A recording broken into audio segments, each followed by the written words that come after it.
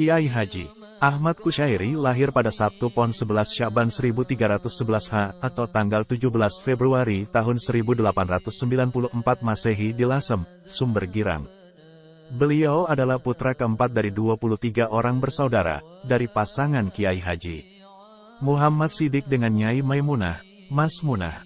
Ketika Kiai Haji Ahmad Kusyairi masih kecil, ayahanda beliau berpindah ke Jember. Konon, kepindahan itu dikarenakan isyarat dari Rasulullah SAW melalui mimpi. Mimpi itu mengisyaratkan supaya beliau berpindah ke timur untuk berdakwah. Jember pun menjadi pilihan karena itulah yang diperintahkan oleh Kiai Haji Kholil Bangkalan, guru beliau. Kiai Siddiq Jember, katanya saat santrinya itu singgah dalam perjalanan ke timur. Kebetulan Jember saat itu merupakan daerah gersang dari sisi dakwah. Penduduknya masih banyak yang tidak beragama atau beragama Hindu-Buddha. Baca, Biografi Mbah Siddiq, oleh Aftan Ilman. Di kota ini ada seorang saudagar kaya bernama H. Alwi. Dia memiliki 5 buah pabrik seleb beras dan 35 rumah besar. Dia sangat akrab dengan Kiai Siddiq. Bahkan, tanah tempat berdirinya pesantren serta rumah Kiai Siddiq di Talang Sari adalah hasil wakaf dari H. Alwi. H. Alwi rupanya menyimpan kesan mendalam kepada pemuda Ahmad Kusyairi, putra Kiai yang dikaguminya itu. Begitu terkesannya sehingga dia menuruti apa yang dikatakan oleh pemuda itu.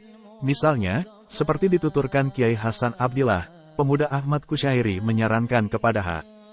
Alwi supaya mengeluarkan zakat mal untuk hartanya yang berlimpah itu. Ini harus dizakati, katanya. Baik, jawab si saudagar.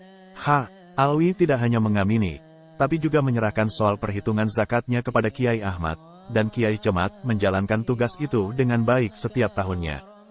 Alhasil, keduanya sudah seperti anggota keluarga, seperti bapak dan anak. Guna lebih melanggengkan hubungan keluarga tersebut, H. Alwi meminang pemuda Ahmad Kusyairi untuk menjadi menantunya.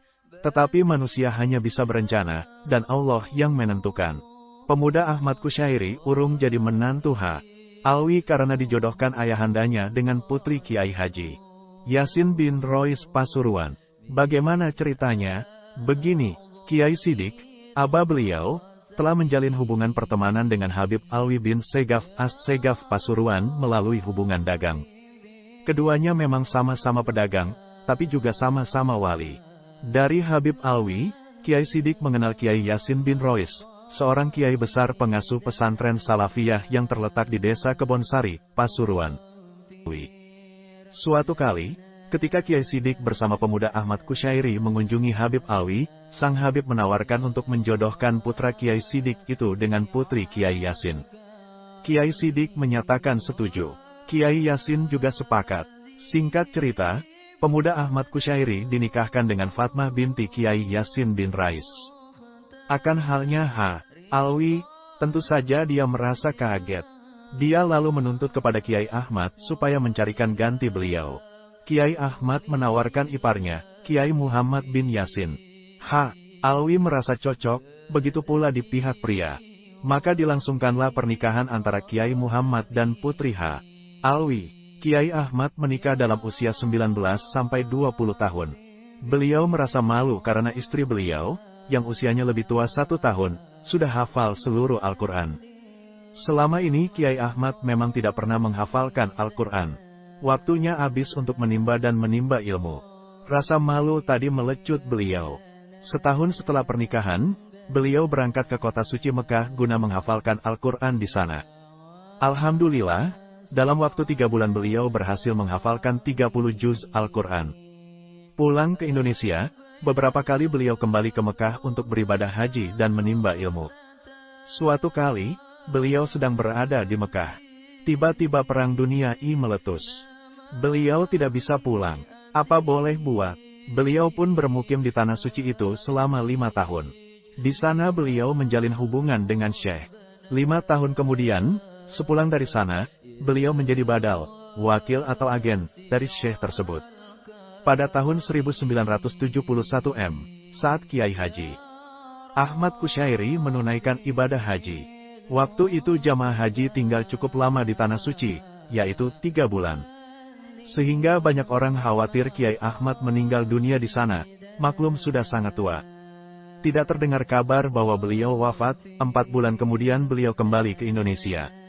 Pada hari yang ke-36 Kiai Haji Ahmad Kusyai, Kiai Haji Hamid Ahmad selaku penceramah menceritakan bahwa beberapa waktu setelah pulang dari haji, ada orang kaya meminjami beliau mobil. Si pemiliknya berniat tidak akan mengendarai mobil itu sebelum dipakai oleh Kiai Ahmad. Kiai Ahmad lalu memakinya untuk pergi ke Lasem. Bisa dikatakan, itu adalah safari silaturahmi karena dalam perjalanan itu beliau singgah hampir di setiap kota. Sesampainya di Lasem beliau berkeliling ke rumah sanak famili yang banyak sekali. Tak ketinggalan beliau juga bersilaturahmi ke Kiai Haji Masum, yang terhitung masih paman beliau. Kiai Masum lebih tua 4 tahun dari Kiai Ahmad. Pada saat itu Kiai Masum sedang menderita sakit keras. Terjadilah percakapan yang hangat di antara beliau berdua. Di dalam percakapan tersebut mereka berebut untuk bisa menghadap Allah terlebih dahulu. Tidak lama setelah itu, keduanya menghadap Allah dalam waktu yang berdekatan. Kiai Masum mendapat giliran terlebih dahulu. Beliau wafat pada bulan Ramadan 1392 H atau 1972 M. Sekitar 40 hari setelah itu, giliran Kiai Ahmad yang menghembuskan nafas terakhir, yakni pada hari Selasa tanggal 22 Syawal 1392 H atau tanggal 28 November tahun 1972 M. Beliau wafat di Pasuruan di rumah Kiai Hamid alias rumah yang ditempati Kiai Ahmad sewaktu masih tinggal di Pasuruan dulu. Inna lillahi wa inna ilaihi rajiun. Mengingat keterbatasan sumber, tak banyak yang bisa diungkap dari masa kecil Kiai Haji Ahmad Kusyairi. Tetapi yang pasti, sejak usia dini beliau sudah dikirim ke pesantren oleh ayahandanya. Beliau berpindah dari satu pondok ke pondok lainnya. Antara lain, pernah menimba ilmu di Pondok Pesantren Langitan, Tuban, di Kajen, Pati, semasih diasuh Kiai Haji Fauzin, dan Semarang, Kiai Umar. Tetapi yang paling fenomenal adalah belajar beliau di Bangkalan, yakni di Pondok Syekhona Kiai Haji Kolil Bangkalan. Kiai Kolil adalah ulama besar, seorang waliullah. Ada yang menyebut, beliau adalah wali kutub. Banyak santri beliau yang menjadi wali dan kiai besar. Kepada beliaulah ayahanda Kiai Haji Muhammad Siddiq menimba ilmu dan amaliyah. Kemudian, setelah berkeluarga, beliau mengirimkan putra-putranya di sana, termasuk Kiai Ahmad Kusyairi. Kelak, Kiai Ahmad Kusyairi juga menitipkan putra sulung beliau, Kiai Haji Ridwan, untuk mengais ilmu dari barokah dari sang wali kutub. Menurut Kiai Haji Hasan Abdillah Glenmore, Kiai Ahmad Kusyairi nyantri kepada Kiai Kolil saat masih remaja, pasca balik. Suatu kali, di bulan Ramadan, Kiai Kolil menyuruh para santri supaya tidak tidur di malam hari. Katanya, ayo cari Lailatul Qadar. Maksudnya, mereka disuruh beribadah malam supaya mendapat barokah dari malam yang sangat mulia itu. Kiai Ahmad Kusyairi termasuk di antara santri yang juga mencari Lailatul Qadar. Tetapi beliau salah sangka. Beliau mengira, Lailatul Qadar itu benda konkret. Malam itu beliau mencarinya ke sana kemari namun hasilnya, tentu saja, nihil. Pulang ke pesantren beliau dilanda kecapean, lantas tertidur pulas. Pada dini hari, Kiai Kolil berkeliling pesantren. Tujuannya, untuk mengawasi para santri. Tiba-tiba beliau melihat seberkas cahaya pada tubuh kecil seorang santri. Beliau mendekati sosok kecil itu lantas mengikat ujung sarungnya, dibikin simpul mati, sebagai tanda. Paginya, seusai salat subuh, beliau membuat pengumuman. Ayo, siapa yang di sarungnya ada tali simpul? Tak ada santri yang menjawab. Si empunya simpul pun tak menjawab karena takut. Dia merasa bersalah karena tidur pulas tadi malam, padahal disuruh begadang. Kalau tak ada yang mau mengaku, ya sudah, kata Kiai Kolil dengan nada keras. Dengan takut-takut seorang santri yang masih kecil mengacungkan jarinya. Saya, katanya, ternyata dia santri bernama Ahmad Kusyairi. Marahkah Kiai Kolil, yang dikenal berperangai keras itu? Tidak, beliau justru berkata, mulai sekarang para santri tak usah mengaji padaku. Cukup kepada Ahmad Kusyairi. Kita tidak tahu persis, para sumber kita juga tidak tahu, apakah setelah kejadian itu beliau langsung pulang. Tetapi kami menduga beliau tidak langsung pulang. Beliau masih terus menimba ilmu hingga beberapa tahun. Selain terkenal alim dan derajat ilmunya yang tinggi, Kiai Ahmad juga dikenal sebagai ahli ibadah, mengawal sunnah Nabi, ahli ilmu falak, astronomi, dan juga sebagai seorang sufi. Kiai Kusyairi belajar ilmu falak semasa di Masjidil Haram kepada Syekh Muhammad Hasan Asy'ari bin Abdurrahman Al-Baweani Al-Fasurwani, seorang ahli ilmu falak waktu itu. Dinamakan Al-Baweani karena beliau berasal dari pulau kecil bernama Bawean yang terletak di sebelah utara Kabupaten Gresik, Jawa Timur. Terkadang nama beliau tidak ditambahkan Al-Fasurwani. Kiai Ahmad menjuluki Kiai Muhammad Hasan Asy'ari dengan julukan Al-Alamah, Al-Falaki As-Syahir, orang yang sangat alim, ahli falak dan terkenal. Beliau juga menyebutkan bahwa Syekh Asy'ari merupakan akhiru ahli rasyid, ahli pengintai bulan yang terakhir.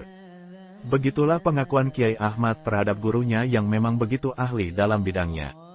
Apa-apa yang kerap kali diamalkan oleh Kiai Ahmad Kusyairi dalam keseharian hidupnya baik itu dalam segi kebiasaan dan hal lainnya juga ditiru dan diistiqomahkan oleh Kiai Hasan. Kiai Hasan Abdillah juga menerapkan sunnah-sunnah Nabi dalam hidupnya. Seperti halnya mengkonsumsi sedikit garam sebelum dan sesudah makan. Guru-guru beliau, Kiai Haji Muhammad Siddiq, ayahanda Kiai Haji Ahmad Kusyairi, Kiai Haji Fauzin Kajen, Pati, Kiai Umar Semarang, Syekhona Kholil Bangkalan, Syekh Muhammad Hasan Asy'ari bin Abdurrahman Al-Baweani Al-Fasurwani. Beliau juga mengajar. Cukup banyak pengajian yang beliau gelar, baik di lingkungan pondok pesantren Salafiyah maupun di luarnya. Entah itu di kota Pasuruan maupun di luar kota, seperti di Desa Winongan, Kabupaten Pasuruan, dan kota Gresik. Selama di Pasuruan beliau tinggal di lingkungan pondok pesantren Salafiyah. Tepatnya di sayap kiri rumah mertua beliau, Kiai Yasin. Adalah Kiai Yasin yang menyuruh beliau supaya membangun sayap tersebut yang menempel di rumah sang mertua. Kemudian pada dasawarsa 1930-an, beliau membangun rumah di sebelah kanan rumah Kiai Yasin, yakni rumah yang kelak ditempati oleh menantu beliau, Kiai Haji Hamid. Menurut Kiai Haji Hasan Abdillah, Kiai Ahmad merupakan menantu yang disayang oleh Kiai Yasin. Maklum, antara keduanya ada kesamaan prinsip. Beliau tidak hanya disuruh membangun rumah yang menempel pada rumah Kiai Yasin, tapi juga dipercaya untuk mengajar di pondok. Peran sebagai pengajar dan pengurus pondok terus beliau pegang sepeninggal mertua beliau dan tongkat estafeta kepengasuhan pondok berpindah ke Kiai Haji Muhammad bin Yasin, putra Kiai Yasin. Tetapi beliau tidak hanya mengajar di lingkungan pesantren. Beliau juga mengajar di tempat-tempat lain, seperti di Winongan, Kabupaten Pasuruan, Gresik, Madura, dan lain-lain. Belakangan, seperti dituturkan Kiai Haji Abdur Rahman Ahmad, beliau tidak mengajar lagi di Gresik, tetapi orang-orang Gresik yang datang ke pesantren Salafiyah Pasuruan untuk mengikuti. Menurut Kiai Haji Ali Ahmad Sahal selaku penceramah pada HAIL ke-46 Kiai Haji Ahmad Kusyairi, selain mengajar, keistimewaan beliau adalah pernah diangkat menjadi Adipati Pasuruan. Pengangkatan ini sekitar tahun 1945 sejumlah ulama berkumpul di Masjid Jami Al-Anwar mengadakan pemilihan Adipati. Hasilnya mereka sepakat untuk memilih Kiai Ahmad sebagai calon Adipati Pasuruan. Alasan pertama dikarenakan masyarakat ingin pro kepada rakyat, tidak menjadi antek dari penjajah. Alasan kedua, Kiai Ahmad paling pantas untuk menjabat kedudukan ini karena selain alim beliau juga ahli dalam bidang ini serta mampu menguasai bahasa asing yang pada saat itu termasuk langka orang menguasainya. Akan tetapi beliau menolaknya, beliau hanya ingin menjadi orang biasa. Sampai-sampai beliau hijrah ke Jember.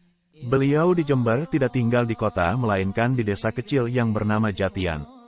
Alasannya karena dikejar-kejar Belanda terkait pencalonan beliau menjadi Adipati Pasuruan. Kemudian Kiai Ahmad berhijrah lagi ke timur, lebih tepatnya di desa Glenmore, Banyuwangi. Selain menetap di sana, beliau juga berdakwah. Dakwah kali ini berbeda dengan dakwah yang sebelum-sebelumnya. Di daerah ini masyarakatnya berwatak keras dan lebih parah lagi, kebanyakan masyarakat masih banyak melakukan maksiat yang biasa disebut molimo, maling, mendem, madat, madon, dan mateni. Sehingga dakwah kali ini terasa lebih berat. Akan tetapi dengan ketabahan dan kesabaran beliau dalam mengajar masyarakat, masyarakat pun mulai berubah dengan memegang teguh nilai-nilai Islam serta mencintai ulama. Syekh adalah julukan bagi orang-orang yang bertindak sebagai host atau rumah bagi para jamaah haji. Mereka mengorganisasikan perjalanan ibadah haji para jamaah selama di Tanah Suci, sejak kedatangan hingga kepulangan mereka, serta menyediakan akomodasi dan berbagai fasilitas yang diperlukan. Para syekh itu memiliki wakil atau agen di Indonesia, yang disebut Badal Syekh. Peran Badal Syekh ini mirip dengan yang dijalankan KBIH, Kelompok Bimbingan Ibadah Haji, sekarang, dari mencari jamaah, mendaftarkan mereka di Jakarta. Segala dokumen haji kala itu harus diurus di kantor pusat di ibu kota, dan mengurus keberangkatan mereka. Lebih kurang, itulah pula yang dilakukan oleh Kiai Ahmad. Para calon jamaah haji mendaftar kepada beliau, lalu beliau mengurus segala keperluan mereka dan mengantar mereka hingga ke kapal. Para calon jamaah haji itu, yang datang dari berbagai desa di kota dan Kabupaten Pasuruan, berkumpul di pesantren Salafiyah. Dari sana mereka naik dokar ke pelabuhan Pasuruan. Karena kapal yang mengangkut mereka tidak bisa sandar di tepian, maka dari pelabuhan mereka diangkut dengan perahu kecil ke tengah laut. Kiai Ahmad biasanya ikut naik pula ke perahu kecil itu, guna memastikan tiada masalah pada para calon jamaah tersebut, entah itu soal tiket ataupun soal berbagai dokumen perjalanan. Terkadang, menurut Kiai Hasan Abdillah, beliau tidak hanya mengantar sampai ke kapal, tapi juga sampai ke Mekah. Pasalnya, kapten kapal yang terkesan oleh penampilan dan bahasa Belanda beliau, lalu mengajak beliau untuk ikut ke Jeddah, tanpa paspor. Di samping menjadi Badal Syekh, beliau juga membuka usaha di bidang peralatan dokar. Tepatnya, beliau menjual suku cadang dan peralatan dokar. Adapun tokonya terletak di selatan Masjid Agung Pasuruan, dan diberi nama Pasuruan C. Dokar Handel. Kiai Haji Ahmad Kusyairi merupakan salah satu ulama Nusantara yang produktif, dibuktikan dengan beberapa karya beliau yang fenomenal. Karya tersebut diantaranya, Al-Jadawilul Falakiyah. Kini naskah teks asli kitab Al-Jadawilul Falakiyah, karangan Syekh Ahmad Kusyairi berada di Leiden University, Belanda. Tanwirul Hija Nasmu Safinatin Neja. Ar-Risalatul Lasimiyah, Fi Adabil Akli Wasi Syarb. Risalah Lasem tentang tata krama makan dan minum, dalam bentuk nazam. Izarul Bisyaro, membahas tentang hadrah. Al-Wasilatul Hariyah, kumpulan